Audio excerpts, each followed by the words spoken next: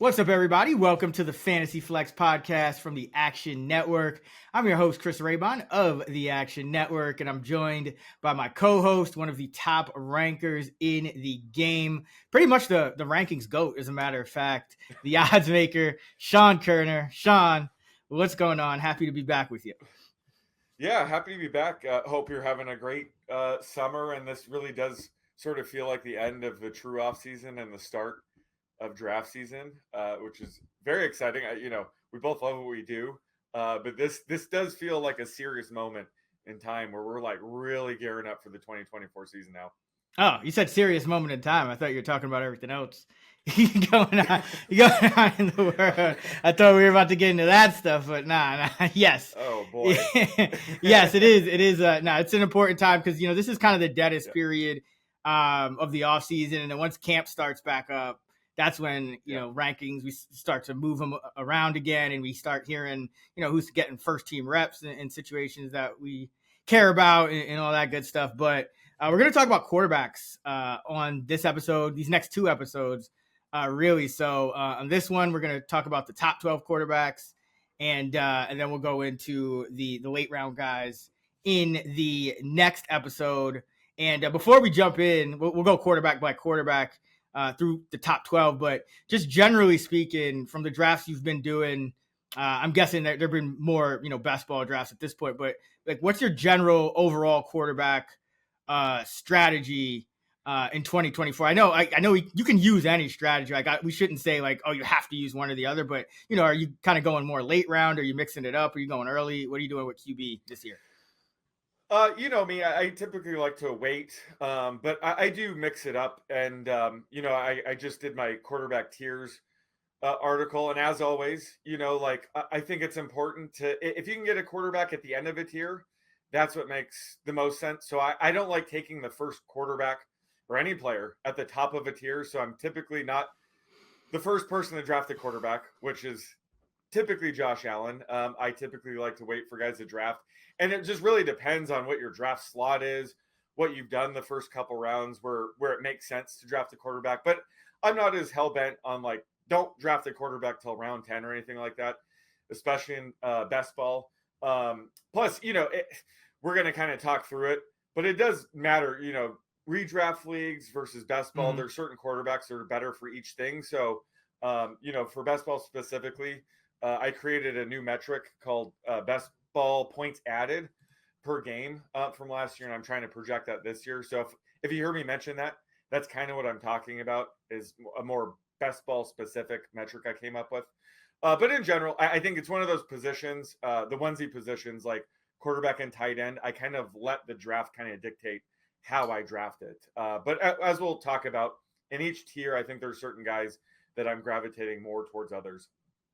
Yeah, absolutely. I still, in redraft, I tend to go a little later with quarterback just because there is a surplus at the position. There are some intriguing late round guys who we'll talk about even more next episode. But in best ball, I think one of the biggest things, especially if you're trying to take down one of the big tournaments, is you need to have different kind of roster builds and different kind of, exposures to all of the high upside guys. So that, I'm going to look to draft, the Josh Allens of the world in certain spots just to kind of get that exposure. And speaking of which, Josh Allen is the QB number one by average draft position. And Sean, the thing I'll ask you is, which Josh Allen are we getting, or how are you projecting him, using his numbers in totality from last year versus the splits, with Ken Dorsey first. He got fired as the OC, but Josh Allen was throwing 35 times per game, with Dorsey running only 4.8 times per game. And then once Joe Brady took over, Josh Allen's pass attempts dropped to 32.7 per game, and his rush attempts jumped way up to 9 per game. So a little bit different. He actually scored more fantasy points per game with Brady over that, final 7-game stretch. So how are you kind of using those numbers to project forward for 2024 for Allen? Yeah. So right off the bat, we just have to acknowledge that he's been really the GOAT the past 4 seasons. He's finished the QB1 overall in 3 of the past 4 seasons. And the 1 year he didn't, he was QB2. So he's really established himself as being worth, being the top quarterback drafted. I do think there is some concern that his passing production should take a hit this year, a pretty big hit. Like you mentioned, they were much more run heavy under Joe Brady as the OC. He's losing Stephon Diggs and his deep threat in Gabe Davis. So, there's a lot of uncertainty which receiver is going to step up. If anything, it's just going to be sort of like a collection of the receivers to make up for that.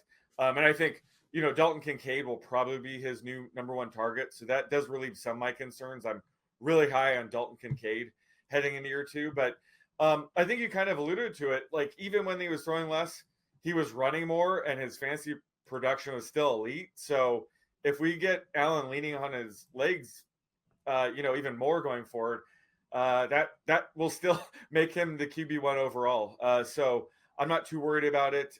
He is coming off a career high 15 rushing touchdowns last season. I'm projecting him closer to 8.5, which is still very good. But he is going to see probably some regression there in terms of rushing touchdowns. But at the end of the day, he still has that massive floor ceiling combo where he does deserve to be the QB1 overall. But as we'll get to, I think like getting Jalen Hurts as the second quarterback off the board is hard to pass up. Some drafts, Lamar Jackson can fall to QB4. So I'd rather take those guys there. But again, if you're taking Josh Allen as the first QB in the draft, I think it's warranted. And certainly there's spots where I would do that. But this tier is very close. So that's why I'm kind of saying I typically just kind of wait for, Hurts or Jackson to fall to me. Yeah, I agree. I have I have Allen at 8 rushing, just a little over 8 rushing scores as well. But yeah, there is some risk there with, we just don't really know how he's going to look without Diggs, without Gabe Davis, with Keon Coleman, Shakir, Curtis Samuel, some mix of those guys, maybe MVS in that receiving core. So I do think there is some risk for him. I don't think he's a clear-cut QB1. Actually, I have Lamar Jackson slightly ahead in my points per game projections ahead of Josh Allen this year. So in regular. So Lamar's your QB1. Yep. Is that? Oh, nice. Yeah. So in regular formats, like Josh Allen probably going to have less than the field.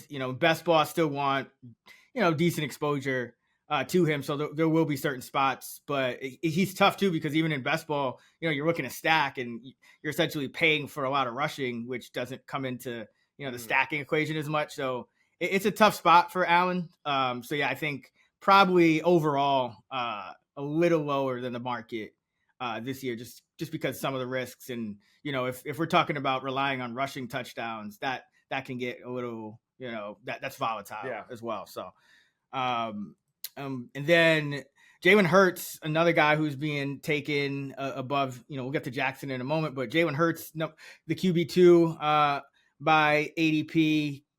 Now, I think the interesting with Jalen Hurts is Kellen Moore comes over to be the offensive coordinator, and his offenses in pace in terms of seconds per play have ranked second, fourth, third, first, and fourth. So top 4 every single year he's been a coordinator.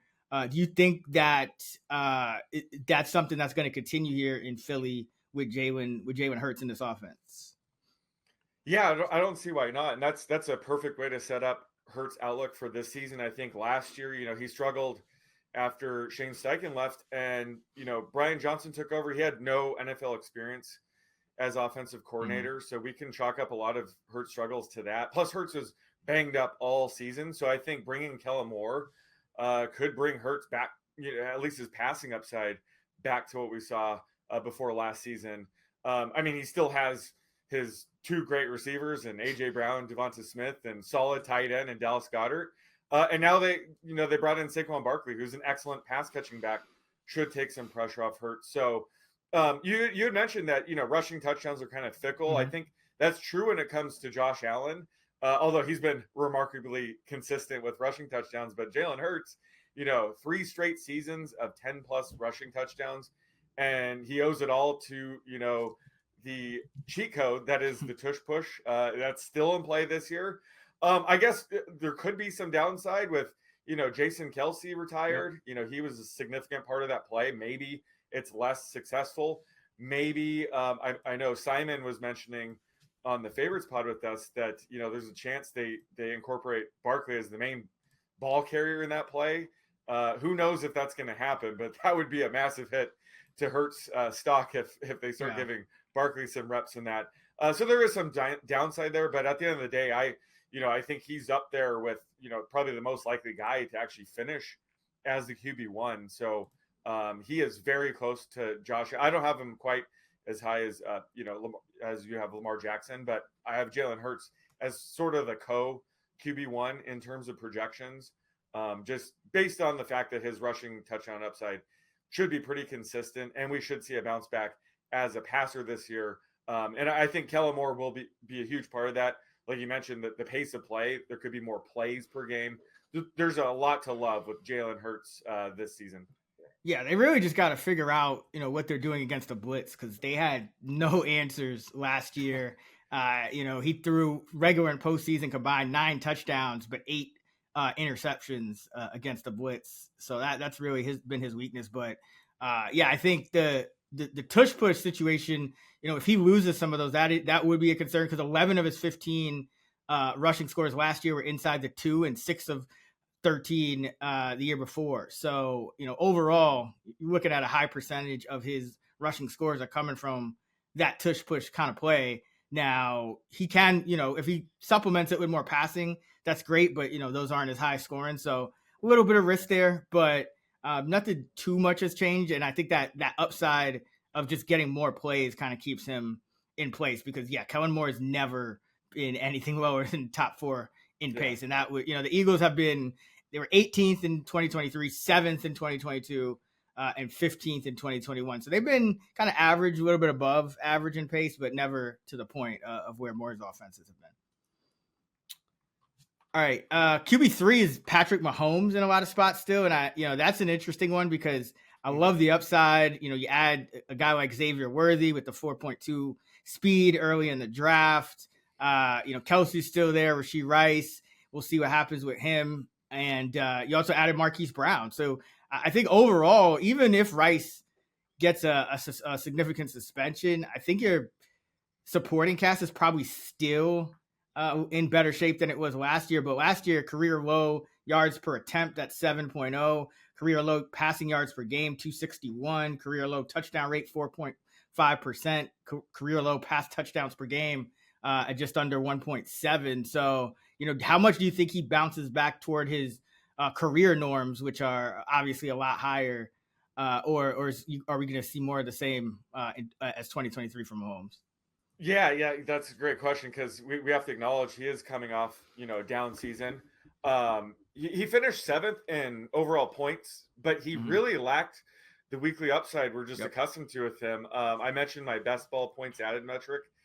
He ranked 20th in best ball points added per game.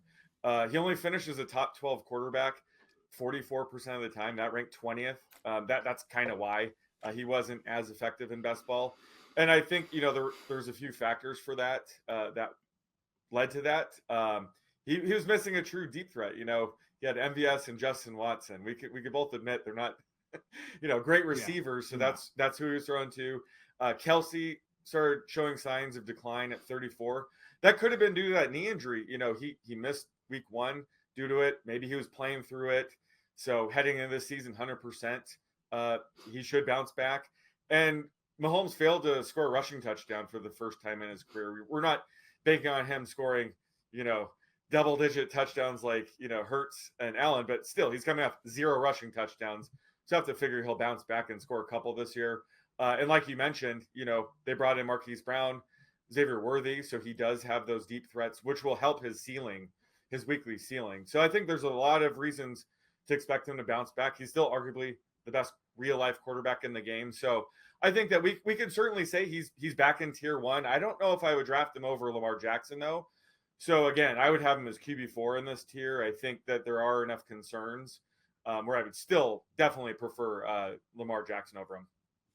Yeah, and another part of it, too, is that defense, second in the league, 17.3 points per game allowed last year. That's just different from most of the other defenses that he's played with. And that factors in too, because if you don't have that pressure, those game scripts, you don't always have to, go ham throwing the football. And we've seen that a lot with Mahomes where, they'll be on a drive late in the game and they'll just kneel it out and lose a whole, scoring drive that they could have converted. So, yeah, I think Mahomes is he's in that purgatory for me as well, where I would prefer, Jackson, Hurts, Allen, like the true scrambling quarterbacks over Mahomes. But do love the upside. But I think there's also, as we've seen, we've seen now the floor, and the floor is, kind of a little more mediocre there. So if you go QB3, taking him in the first, 3-4 rounds, I think it's a little rich as of now. I'd love to know exactly, once we get the exact word on what's going to happen with Rashee Rice. I think that will uncloud it a little bit. But yeah, I think the bottom line is the Chiefs defense is, and it should be pretty good again. I know they lost Snead, but as long as the Chiefs defense is that good, I think there is like a level of upside that, Mahomes would lack, just because those shootout possibilities are less likely. All right. Lamar Jackson, the QB4. Now he's a guy who, Todd Monken took over last year, and he used to have Greg Roman, who's a lot run heavier, but still last year, only 56% of designed plays were passes for the Ravens last year. They had a 13-4 record. I think it's going to be a lot harder this year with the schedule, and some of the other teams in division going to have a little easier schedule, but still a good defense. So overall, I do think he has more upside than he showed last year. But that defense, kind of like Mahomes, is always going to hold him back a little bit. But I still think, like, of all these other quarterbacks, I think he has the most room to grow, just because I think he could, they could easily call, over 60% of passing plays this year and whatnot. And that would really increase Jackson's upside. But what do you think about Lamar heading into 2024? Yeah, no, I love his upside heading in the season. He finished third in points per game last year. He's 27, so he might actually be in his prime right now. He lost 20 pounds in the offseason to regain, some of that speed we're used to seeing. So that could hint to, he's planning on leaning on his legs a bit more this year. Zay Flowers, I was pretty high on Zay Flowers, but man, he blew my expectations out of the water. So I think he just has a legit number one receiver in Zay Flowers, who's going to be even better in year two. He was without Mark Andrews, his top target for 6 games last year with the leg injury. He's going to be 100% heading in the season. So there's a lot to like with Lamar. I'm curious to hear your thoughts on just like how Derrick Henry factors in. I think it's going to be much tougher for defenses to really plan on slowing down Henry and Lamar at the same time. So it could open up running lanes, more passing lanes. I think Henry will only help Lamar, even if, they probably want to lean on the run game a little bit more now that they have Henry, but I think it could make Lamar even more efficient and more explosive in the run game. So I think he's a clear top 3 pick. I wouldn't argue, draft the first quarterback off the board. I think it's really close between, Josh Allen, Jalen Hurts, and Lamar Jackson in terms of like the most likely quarterback to finish as a QB1. But just curious how you think like Derrick Henry factors into all this. Yeah, I think it absolutely helps, because it helps both of them, because I think you just have that threat, and it sounds like Jackson's gearing up to run a little more, at least, pose that threat of running a little more. So I think that's good. I think the concern would be, losing 20 pounds. Lamar has tended to miss games, a few more games than most scrambling quarterbacks. So that's a concern. But again, I just think when you look at the amount of pass plays that were called, I think there's a lot of room to grow for Lamar in this offense. This is also going to be now, his second year in the Todd Monken offense. Zay Flowers' a second year in it. Mark Andrews' second year in it. So I think, even though, yes, they got Derrick Henry, I still think more likely than not we'll probably see their pass rate increase a little bit. And then who knows what their philosophy is with running the ball after that after that playoff game where they acted like Gus Edwards didn't exist. I didn't want to bring that up. I know that's still a sore spot for you. Yeah, man. But I love Lamar this year, especially in redraft, where if he does happen to get hurt, you can figure things out. In best ball, you're essentially betting on a fairly healthy season, which it's fine, because you're gonna probably be stacking him and whatnot. But I think Lamar Jackson, out of the top 4, I think he's the guy Mhm. with the most upside, with the most room to grow and improve on his numbers from last season. All right. Number 5, CJ Stroud. This is another guy. It's hard to poke any holes in his game. He only had 3 full games with his top 3 receivers last year: Nico Collins, Tank Dell, and Noah Brown. Now his top 3 is Collins, Dell, and Stephon Diggs. And he could have those guys for a lot more combined games. He was good under pressure last year. He throws with anticipation. How high is the ceiling for CJ Stroud in year 2? Oh, it's very high, but I will say that this is a very clear teardrop. The first 4 quarterbacks we talked about, clearly tier 1 for me. And then I think there's a drop off. For the next 4, I think are tier 2. And Stroud, he's your boy, and he established himself as one of the better quarterbacks in the league as a rookie. So yeah, heading into year 2, really the sky is the ceiling for him. He ranked 9th in best ball points added per game, despite never having all of his starting receivers healthy for a single game. In the 9 games where he had both Nico and Tank Dell active, he averaged 5 best ball points added per game, which would have been 5th on the season. So now we add in Stephon Diggs to the mix, and he still has Nico Collins and Tank Dell there. So, he clearly has top 5 upside. I just think that the lack of rushing upside might limit his potential to be the overall QB1, but he still has just a massive weekly ceiling. So I think that 5th or 6th quarterback off the board makes a ton of sense. But again, I think top 4 would be a bit too rich.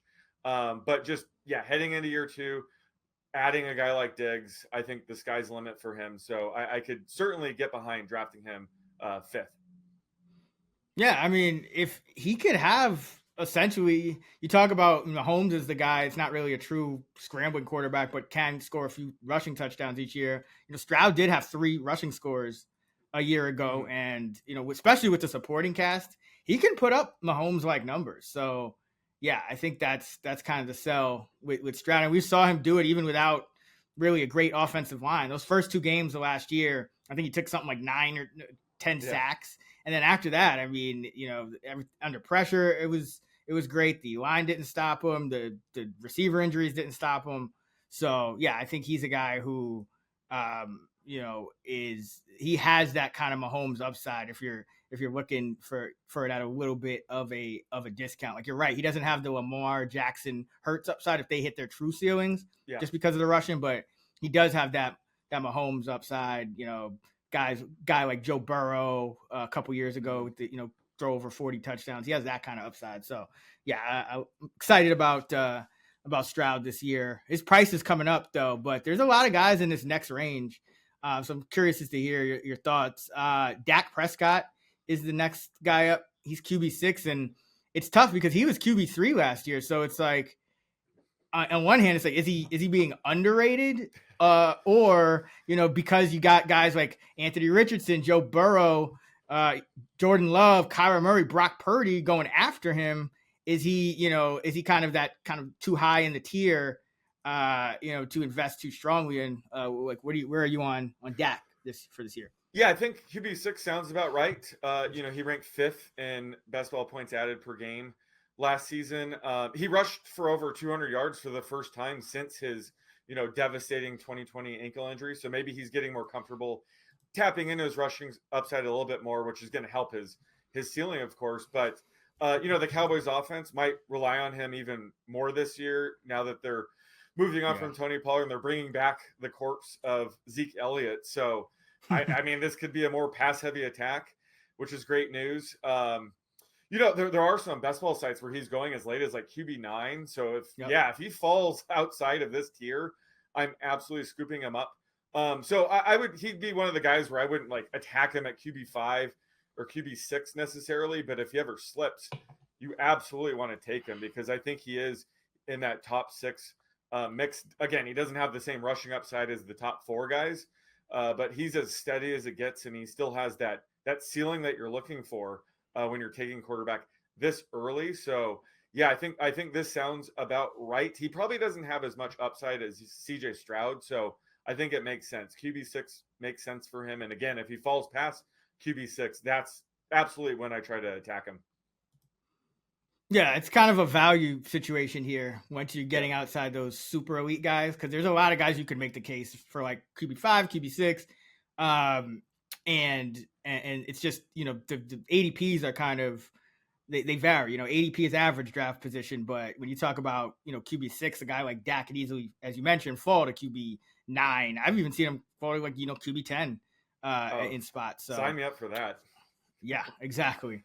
And we'll get to QB7, Anthony Richardson, in a second. But before we move on, just want to pause really quick and talk about fantasylabs.com. That's where all of our season-long fantasy football content will be appearing this season. That's a change. In the past, it's been over at actionnetwork.com. But this year, it's fantasylabs.com. It has all our draft rankings, everything downloadable. They're live right now. They'll continue to update each all throughout the offseason as the regular season approaches. So it's the best spot to get all of your information heading into the season. Also during the season, all of our weekly rankings, our start sits, all of our award-winning analysis and content over on fantasylabs.com. So just wanted to drop that in and let people know in case they were still looking at action, but head over to fantasylabs.com for all of our content, fantasy-wise, best ball-wise, all that good stuff. Anthony Richardson, QB7. So this is another quarterback who has that rushing upside, similar to Allen, to Jackson, to Jalen Hurts. But the question with him is, how healthy can he stay? Because we have only had one season of Anthony Richardson, and he's gotten injured in half of the games that he's appeared in. So it's hard to have any confidence in, projecting how many games he's going to play this year.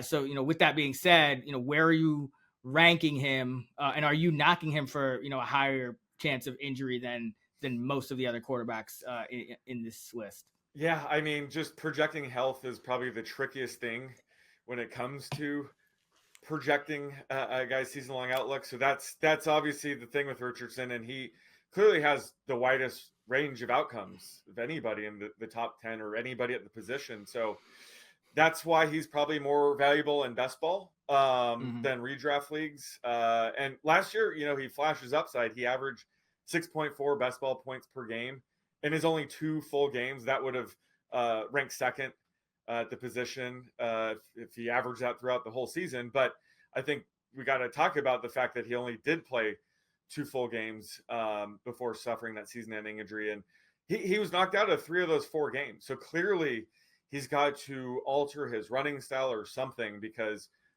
he's got to stay healthy.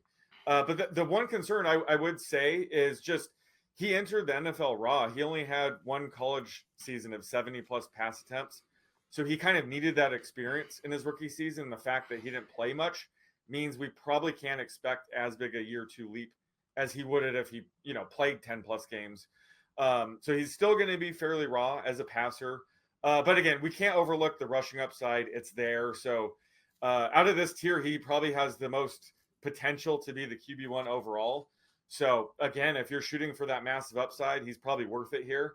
But you just got to be careful because he does have the lowest floor due to the injury risk. So that's why I'm saying I think when it comes to best ball formats, he's probably a little bit more valuable. But you can't argue the upside. So I'm still targeting him. If he falls to QB7, QB8, I think he's certainly worth a flyer in most spots. Yeah, I like targeting him, like any of these quarterbacks, as we mentioned, as they fall. I think that's kind of the way to do it. But I do think that we'll probably see Anthony Richardson, run less this year. I mean, he had 25 attempts and we essentially played around 2.5 games if you add up all the snaps. And he had 25 attempts, 4 rushing scores.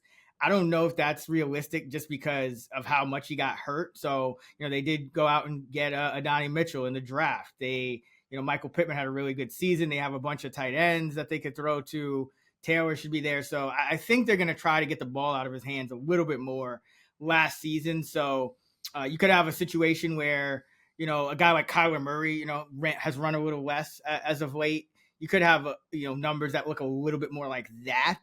in year 2, then because if he put up the numbers he was putting up last year, I mean, he would be a top 3 quarterback. I mean, he was, even in the amount of snaps that he was playing, he was putting up big fantasy scores due to all that rushing. I think that will be dialed back a little bit, but it's the question is how much, and that's, we really don't know. But I think kind of balancing,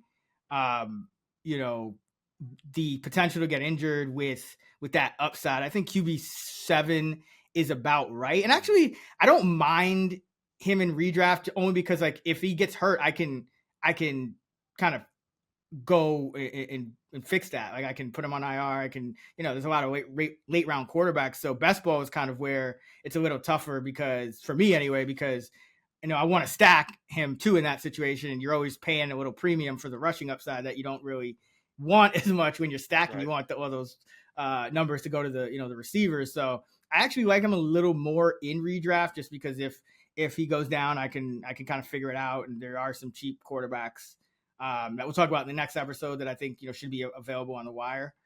But overall, I think this is about right for Anthony Richardson. It's just because that rushing upside is so valuable. Only about half the quarterbacks that we'll talk about in this top 12 really have it, and it's getting more than it used to be, where it'd only be like 1 or 2. But I think still having that access to that upside still unlocks another rung on the in terms of ceiling that some of these other guys just don't have. Yeah, I think that's fair with best ball. I think the way to counter that is to have some of those sneaky Joe Flacco stacks. Yep. So I take your point on that, but I think if you mix in enough Joe Flacco Colt stacks, you can kind of hedge your bets a little bit.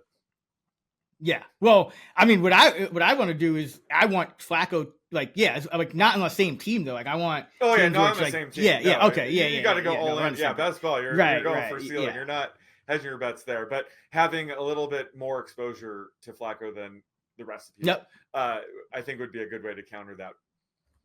Yeah. No, totally agree. And then.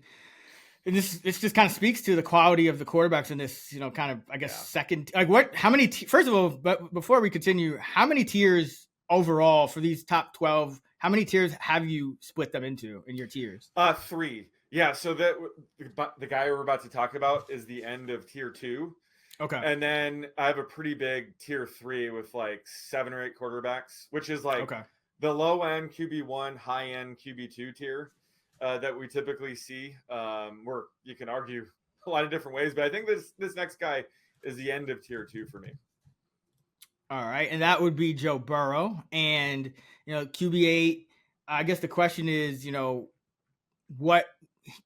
Obviously, he's shown tremendous upside in years past, and we know he's one of the most talented quarterbacks in the league. Last 2 seasons before 2023, so 2021 and 2.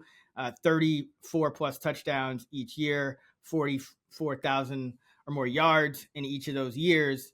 So is that a reasonable expectation? Does he bounce back this year? Remember last year he started hurt. First 4 games, he was the QB 32 in fantasy points per game. Weeks 5 through 10, he was the QB 4 in fantasy points per game, and then he got injured in the next game. So how swift do you think the bounce back is for Burrow here? Oh, yeah, I think he'll bounce back if he's healthy. He's another guy that's kind of established himself as sort of being an injury risk.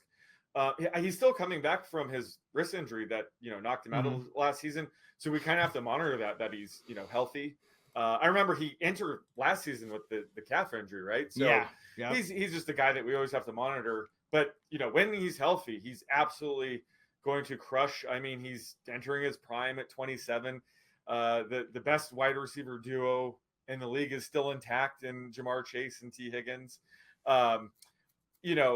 He only rushed for 10 plus yards in 2 of his 9 starts last season. So that's where I think his upside is kind of capped. He's established himself as more of a high floor option just due to his passing upside, but he really hasn't been leaning on his legs as much as he could, and that's probably due to just all the injuries, the calf injuries specifically.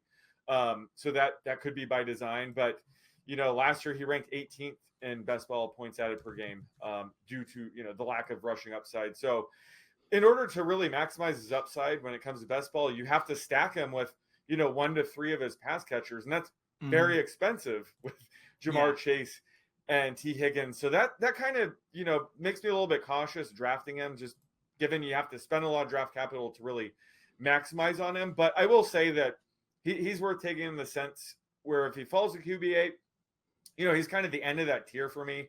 I love taking guys at the end of a tier before there's a drop off at the position. So that's kind of where I kind of see myself taking him.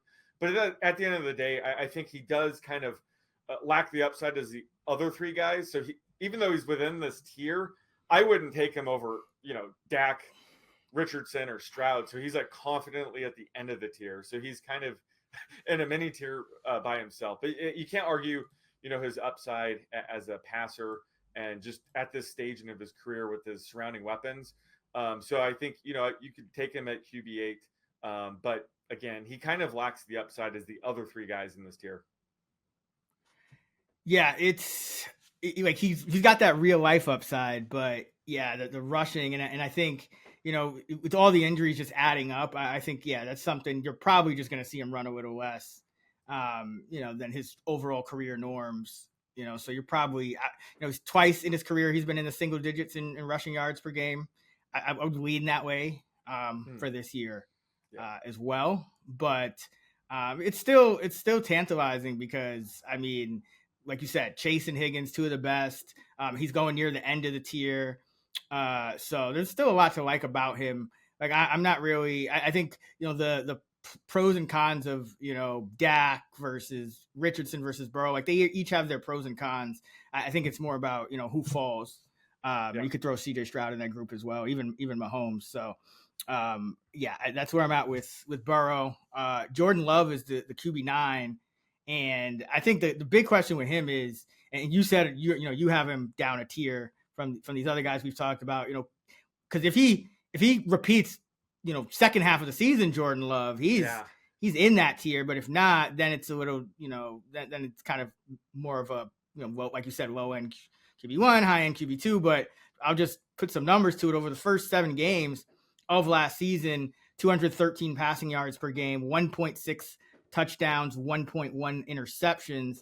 Then the last 10 games, 267 passing yards per game, 2.1 touchdowns, and just 0.3 interceptions. He threw 21 scores and 3 picks over his final 10 games. So, how much are you giving weight to kind of the upward trend, or are you kind of just mostly ignoring that and using his full season numbers, which are still very good, or what's going into the projection for Love in 2024? Yeah, that's a great point, and I would say that I am factoring that in because I think I hinted at that last year, where first of all he just had an incredible season, which I would consider his rookie season, despite backing up Rodgers for his first 2 seasons. But I thought that it would take him a while to get going because it was his first season, but he also had the most inexperienced wide receiver and tight end room in the league. I think the guy with the most experience last year was Christian Watson, who was entering his second season. So I think it did make a ton of sense that he would,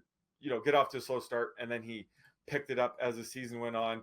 And yeah, he averaged 4.7 best ball points added per game over those last 7 games. That would rank 5th over the entire season. And I remember you and I were joking, like wild card weekend, like he had Bo Melton, he had Dontavian Wicks. Like it's a really deep receiving room. Like it's actually a good core around him. They're going to be more experienced with him heading into the season. So I think that we do have to put a lot of weight on his late season surge. He didn't use his legs as much as I think he could last year. I think he does have quite a bit of rushing upside. So maybe he gets more comfortable in the pocket, knows when to scramble this year. So I love his upside. I think QB9 might be a tad high. Again, I hate how sharp ADP is. Yeah. These days, like the market's getting a lot sharper. So QB9 sounds about right. I would like him, if he falls outside of the top 10, but I think QB9 is about right. But he has a ton of upside heading into year 2. He really impressed me last year. And again, I think that late season surge, I think we do have to kind of like weight heavily heading into the second full season. Yeah. I think that's a great point about his, the experience of his guys, just like it made sense for him to start slow and trend up. And so, yeah, I think that is something we have to look to continue. You know, all the guys are back. It's, you know, another year in the offense for all those young guys. So yeah, a lot to like here, but I do have them outside my top 10 as well, just because of next two guys we'll talk about. So I'm curious to get your thoughts. Kyler Murray all the way down to QB 10, and I have Murray ahead of Love just because, you know, Murray for his career averages about 38 rushing yards per game. Last year it was only 30 and a half. So it was his, you know, he had not his career low. He actually averaged 30.2 a couple years ago in 2021, but he kind of has a floor of around 30 rushing yards per game. And I think, you know, getting Marvin Harrison Jr., you know, having Trey McBride for the full year, because Kyler Murray only had a half season last year and he didn't really get to learn that new offense because of that, because he was rehabbing his injuries. So, you know, having a full year you know, in this offense, having Marvin Harrison Jr. and Murray's numbers with Hopkins, you know, the only other like true number one wideout he had were just night and day. I mean, with Hopkins, 69% completion, 7.7 yards an attempt, 1.7 touchdowns per game. Without 65%, 6.6 yards an attempt, and just 1.2 touchdowns. So big difference in his numbers. I think, you know, that the upside throwing combined with the rushing floor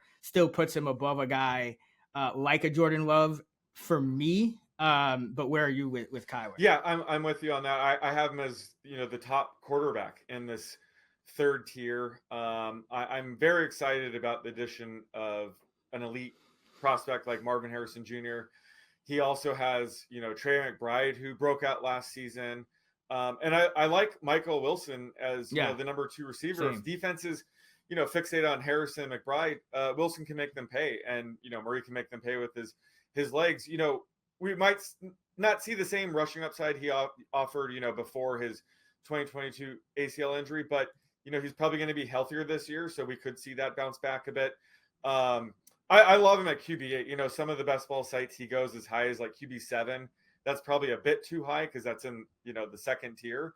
But anytime he falls outside of that tier, so QB9, QB10, I think that's like a great time to target Kyler Murray. And as always, you know, you just kind of hope he stays healthy. But when he's healthy with this supporting cast, you know, he does have top 5 upside. So he's absolutely worth it if he falls to QB10 here.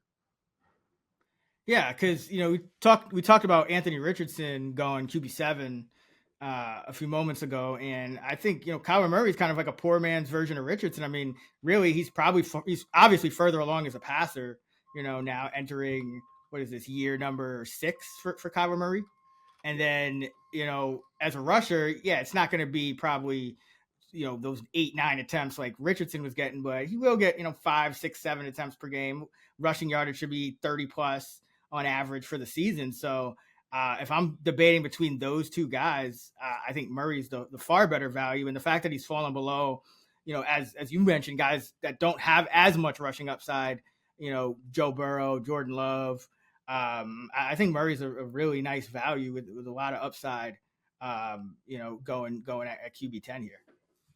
So one of my favorite value plays. And then QB11, Brock Purdy. Now, you mentioned to me right before we hopped on that, you know, there's this Brandon Ayuk trade request that's in the universe now. I know they've been going back and forth all offseason trying to get something done. That looks like they haven't made much progress there. So it's like, on one hand, Brock Purdy was a QB6 last year. He could be being underrated, but then you lose Ayuk. That's a big part of that. I don't think Ricky Pearsall, you know, I know he went in round 1, but I don't think he's ready to, you know, take over and be as productive as Ayuk was. So that does, you know, depending on what other moves they make, that would be a big hole. So, you know, how are you kind of rating Purdy given the uncertainty with Ayuk, but just, you know, the big numbers when he's on the field these last couple of years? Yeah, the Ayuk news is definitely making his projection murky, but he does have enough weapons around him that I think he'll be okay. But, you know, on our QB2 pod last year, he was my favorite flyer from quarterbacks ranked outside of the top 24, which is crazy to think about. We didn't know who was going to be their starting quarterback back last year. Like, you know, Trey Lance is in the mix. But last year he proved he's capable of high-end play. So now I think he's being drafted appropriately. This is probably closer to his ceiling, where I would take him. He just doesn't. He's extremely efficient due to the system, due to the weapons around him, but he doesn't see enough volume to really offer top 5 upside. So I really view him as more of a redraft league guy than best ball. Has a very high floor, doesn't have as many spike weeks as some of the other guys in this tier, but he has a very high floor. So that's why I would still target him in redraft leagues. But this Ayuk news, I would hesitate to draft him QB 11 because just this tier is so tight that I could see moving him down 2 or 3 slots if Ayuk is traded away. Like you mentioned, I think Pearsall's a great prospect, but nowhere near the caliber of wide receivers Brandon Ayuk. So that would be a massive blow, and I would be cautious drafting him here. But again, I think that Purdy, if you can get him as a low end QB1 in redraft leagues, I would do it there. Just because he's proven to have, very, very high weekly floor. Yeah, I think that's kind of the way to do it. Like he's definitely a floor play. The ceiling, if he loses Ayuk, they might pass even less if they lose Ayuk. True. Yeah. Too, and so that could hurt the volume and the efficiency. And if Ayuk is in there, yeah, the efficiency is going to be very high, but there is kind of a cap on the volume, unless Christian McCaffrey goes down, but then that's another issue in itself for that offense. But I think that is the one way, like if Purdy, if McCaffrey goes down and they throw 35 times a game or something, like a normal amount, and they keep Ayuk, that there is some upside there. So it is one of those things to kind of, keep your monitor. But right now, yeah, I think just because you have that danger of losing Ayuk and you have that kind of natural volume cap with the Niners just being so good and the defense being good and McCaffrey being so good. He has a few more kind of red flags in terms of the ceiling than the other guys we've spoken about so far. And then the last guy in this top 12 list here, and this is where things go a bunch of different ways depending on what ADP you're looking at. But Tua Tagovailoa, he is the QB 12. And he's always tough because, he gets so much of his value from, that Tyreek Hill, Jalen Waddle combination. I do think they upgraded, a tight end a bit with going to Jonnu Smith over Durham Smythe was the number 1 tight end last year. They also have Odell Beckham, which at this stage, I don't know how much of an upgrade he is over, what was going on at number 3 for them last year with Berrios and Wilson and those guys. But overall, I mean, it's the supporting cast for Tua. He's not really going to give you much rushing. And now in best ball, got to look up for week 17. He goes to Cleveland, and that's also fantasy championship week if you're in redraft. So, you're probably going to have to replace him at a few different spots, including that week. So given that, where are you on Tua as far as a top 12 quarterback? Yeah, he's I would not draft him in the top 12, but he's just an interesting guy to kind of like project and whatnot, because he's capable of throwing for 300 plus yards any given week. He had the most passing yards last season in a high scoring offense, but he just has a lower weekly ceiling than I think people realize. He doesn't offer much rushing upside at all. And the Dolphins tend to lean on the running backs when they get close to the goal line. So that really does hurt his passing touchdown upside. And that's why we saw last year he finished 18th in best ball points added per game, which is kind of like mind-boggling, just given how explosive this offense is with him under center. So he only finished in the top 12 38% of the time. That ranked 23rd. So I think he's probably more valuable in season-long formats. He does provide that high floor, but QB 12 is still too high. I think this is an offense where I'd rather, invest in the individual pieces, the running backs specifically, or the wide receivers like Tyreek Hill or Jalen Waddle, than Tua himself. So he's another guy that you probably have to stack to really maximize, the ceiling of your team, but that's going to be very expensive to do. So he's just a guy where it's kind of bizarre, where you would think he offers a pretty big weekly ceiling, but he's much, much more of a high floor guy than anything, which is better for redraft leagues.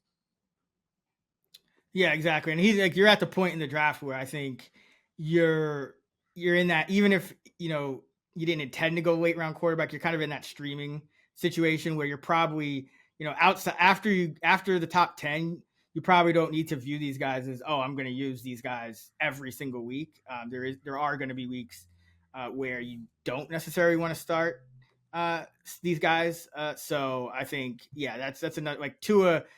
Yeah, he's great, and he maybe, when you project him out, he does come out around QB12. But if I can get a guy like Matthew Stafford, a few rounds later, if I can get a guy like Caleb Williams later, if I can get even Trevor Lawrence, like guys like that, Yep. I don't think there's a big difference between some of these, pocket passes. I think you want to kind of take the value there because they're not adding things with their legs, or just take a shot on a guy like a Jaden Daniels or somebody who, if he hits, he'll give you that rushing upside that could still jump a lot of these pocket passes in that Tua type of, in that Tua range. All right. So that was the top 12 quarterbacks by ADP for 2024. Just to recap, Sean, who are the guys that would you say you kind of are targeting the most in this range?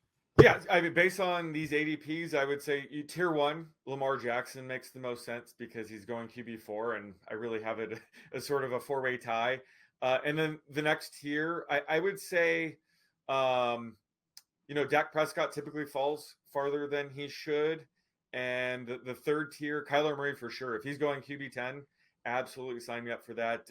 Sometimes he goes a little bit earlier, but if he falls to QB10, sign me up for that. So it's basically Lamar, Dak, and Kyler are probably the guys, just based on ADP, I'm getting the most. Yeah, for me, it's definitely Lamar and Kyler. I just love the rushing upside, and I think there's some kind of unrealized room for growth passing wise for both of those guys. But we'll talk about all the late round quarterbacks going in the 13 to 24 range on the next episode of the Fantasy Flex. That will be part 2. This is part 1 of our fantasy QB episodes, and part 2 will be out first thing on Friday morning this week. And we'll also get to running backs, wideouts, tight ends in the coming weeks as well. So make sure to smash that subscribe button to the pod so you don't miss any of the content. Also, as a reminder, fantasylabs.com for all of our fantasy football content this year. You can find Sean on X at @the_oddsmaker. I'm at Chris Raybon, and we're at those same handles on the free award-winning Action Network app. Until next time, let's get this shmoney.